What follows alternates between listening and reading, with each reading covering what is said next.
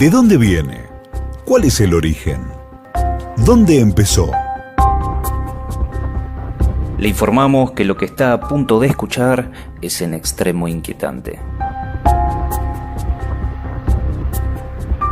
Para poder entender mejor la idea que quiero expresar, se hace necesario contextualizarla a lo largo del tiempo para que adquiera el justo peso específico, porque una idea vista en un momento dado de la historia se suele quedar solamente en eso, una idea.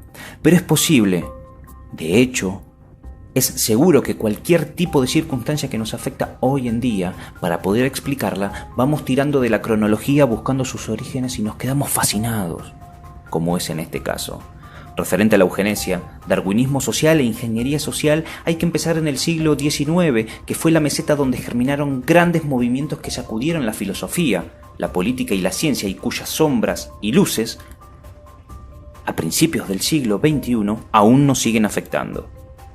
Durante el siglo XIX nada estaba realmente diferenciado. Los grandes descubrimientos científicos se interrelacionaban con los movimientos filosóficos y religiosos que conformaban la moral de las sociedades y, por tanto, buena parte de las políticas de su gobierno. Fue en ese contexto que el señor Charles Darwin, tras viajar por el Beagle 2 años y después de varios más analizando sus muestras y observaciones, decidió hacer pública su teoría sobre la evolución de las especies.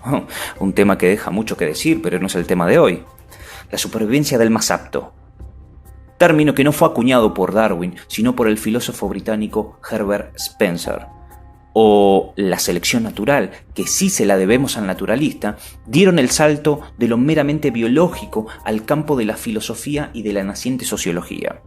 Francis Galton, además de primo de Darwin, fue un hombre de ciencia polifacético.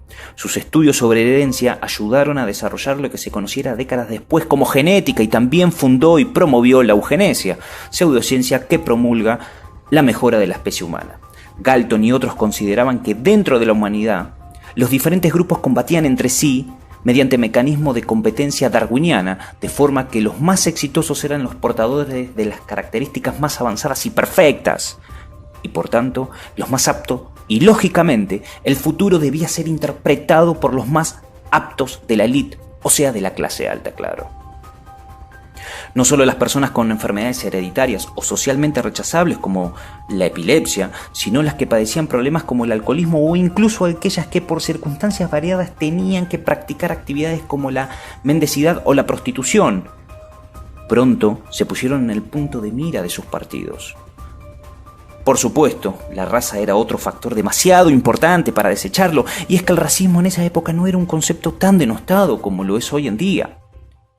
Las justificaciones sociales también encontraron su lugar.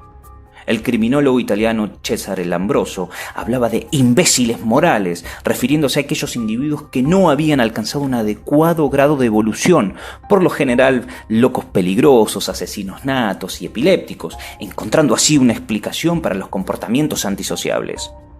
La eugenesia tenía 2 formas de llevarse a cabo. La primera era evitar que determinados grupos se aparearan entre sí. Este sistema de segregación se definió como eugenesia positiva y permitía en su teoría salvaguardar los supuestos caracteres positivos de los individuos superiores. Este concepto es más antiguo aún, refiriéndose a la endogamia, tanto entre casas reales como entre familias de alto poder económico como los Rothschild, los Rockefeller, los Morgan, los Freeman. Esto es historia, lo pueden buscar. La segunda, la eugenesia negativa, consistía bien en que no pudieran reproducirse quienes formaban parte de los grupos considerados inferiores. O sea, la eliminación como sujeto reproductor. Ambos sistemas encontraron un lugar en las políticas de los gobiernos de muchos países occidentales. El darwinismo social había encontrado una herramienta perfecta para su máxima expresión, mucho más poderosa que la simple y mera opinión de un ciudadano con mayor o menor poder de influencia. ¿Y qué pasó? Eso se los cuento en el próximo episodio. Lo que usted crea será su decisión. Cristian Barballelata en Radio File. Radio Nueva. Radio File.